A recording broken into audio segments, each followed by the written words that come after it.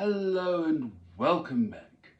Well, today we're discussing, as the title suggests, Dadaism, but also we're discussing, well, the main thrust of this video will be the cut-up method. So, what is the cut-up method? Well, essentially, you take an existing piece of text, cut it up, and turn it, and then stick it down into original places, and then rewrite it as you go along.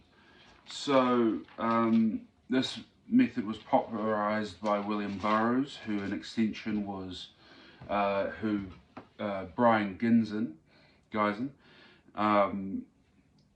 He supposedly created the method in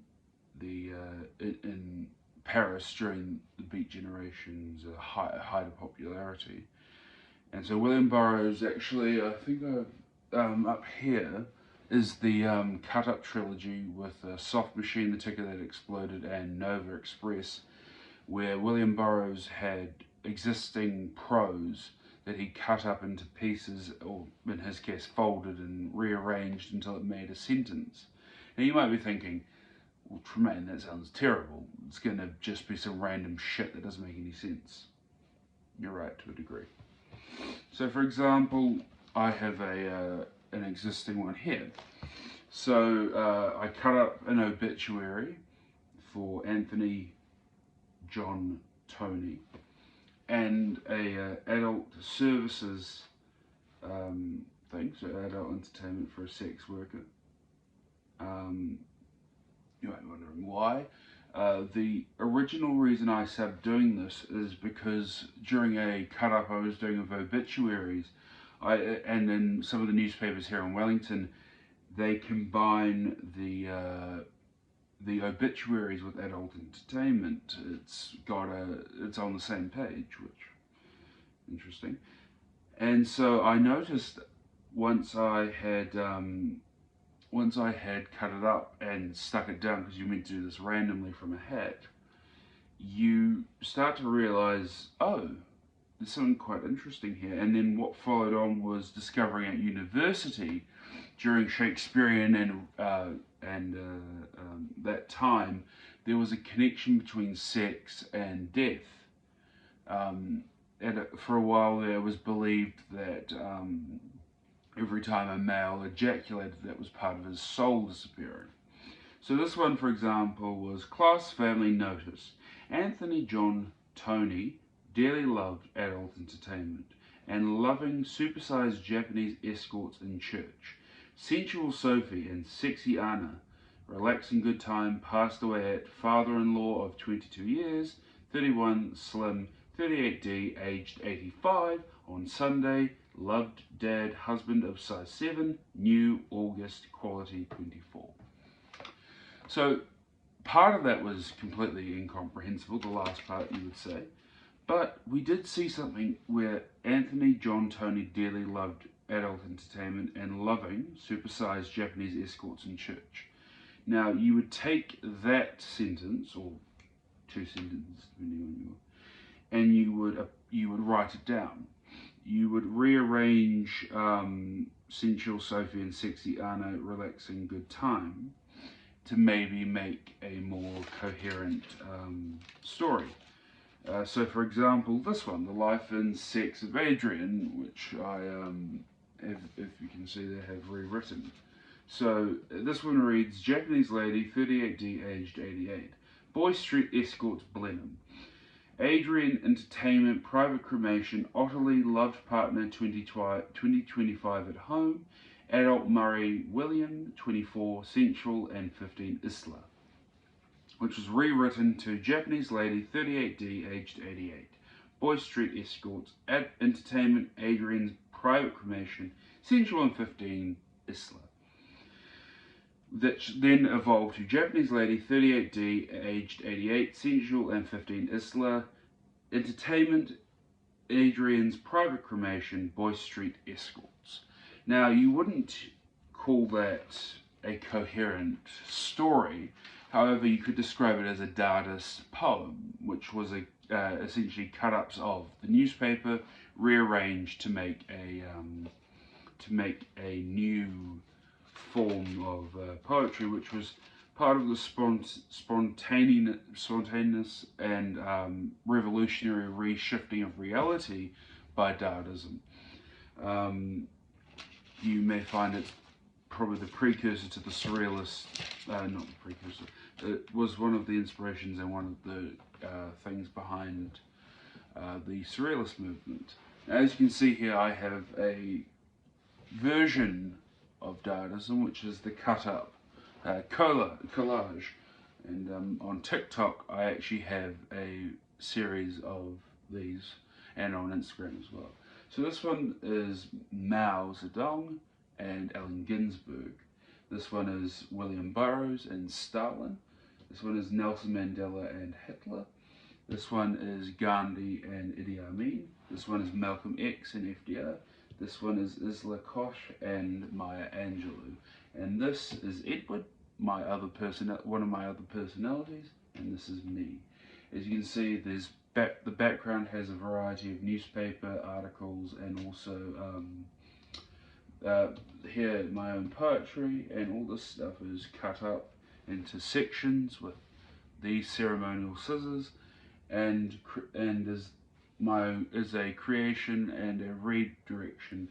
Now you might be thinking, well, how is this spontaneous? How is this creative? Because you've planned this clearly. You've planned Mao and Ginsberg, you've planned Burroughs and Stalin. Well, what you can find is, as William Burroughs said, you wouldn't present the thing for example, the direct newspaper article. I wouldn't quote, on Sunday loved dad husband of size 7. That's not going to make any fucking sense. However, if you rearrange it to make sense, you've maintained the spontaneity and the combination thing, but it's raw material essentially. You wouldn't use iron and coal to to build a structure. You combine them to make steel, and we can see where this can become more interesting in terms of the location of where these spontaneous creations come into place. So I used to use glue, now I use tape like William Burroughs, because glue is very messy. Creating these interesting cut-ups is the idea of combination.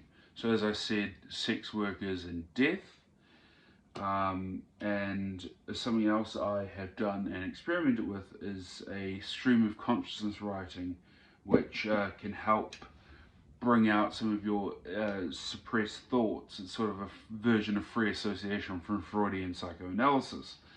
And so what you get is a very interesting collection of words, and potentially words that may offend or may reveal something about yourself that you're not quite comfortable with. And then once you cut them up, they're no longer your thoughts, they are now part of a greater poem or a greater So I've gone over how you create it, I've gone over some of the people who have influenced it. David Bowie also used this for some of his songwriting. You may find William Burroughs may have probably gone a bit far, for example. We'll just grab Nova Express and randomly open this. Without hesitation, K9 gave the order, release, silence virus, blanket area, so the silent sickness flashed round the world at speed of light. As a result, many citizens who had been compromised entirely of word went ape straight away and screamed through the streets, attacking the passers-by, who in many cases went ape in turn at the silent sickness hit. A lot of that is incoherent, and a lot of the book feels incoherent, but it is part of the charm and part of experimental writing that allowed William Burroughs and Brian Ginson and a lot of other people who've used cut up to explore the subconscious, to explore randomness and, in a way, chaos theory. You find things like when you read Burroughs, you find a ugly American, an ugly spirit, as he called it, that pervades in everyone. He had a very liberal use of the N word, a very liberal use of the F word, a very liberal use of a lot of slurs for a man of his time. And when you rearrange it, it becomes no longer your thoughts or your writing. It becomes part of a greater wisdom, a part of a greater entity. Anyway, thanks for sticking through a bit of that rambling. Like and subscribe if you like this. Check out the podcast Tremaine's Tangents. The last one we did was with Kiska, my dear friend from university. She and I discussed originality in as a linguistic term, but also in artistic context, and about the history of art. She has done a Bachelor of Arts in Performance and Media, and is currently doing one in linguistics, which so I think you'll find that very interesting and informative, so go check that out, link in the description. Go check me out on Instagram and TikTok if you want more spontaneous, strange things like poetry readings from Ginsberg or Charles Bukowski. And check me out on TikTok if you want more Dadaism, but also a combination of my experience with DID and my experience with dissociative identity disorder, which is what DID is, or multiple personality disorder. Thank you so much for watching once more. Like and subscribe.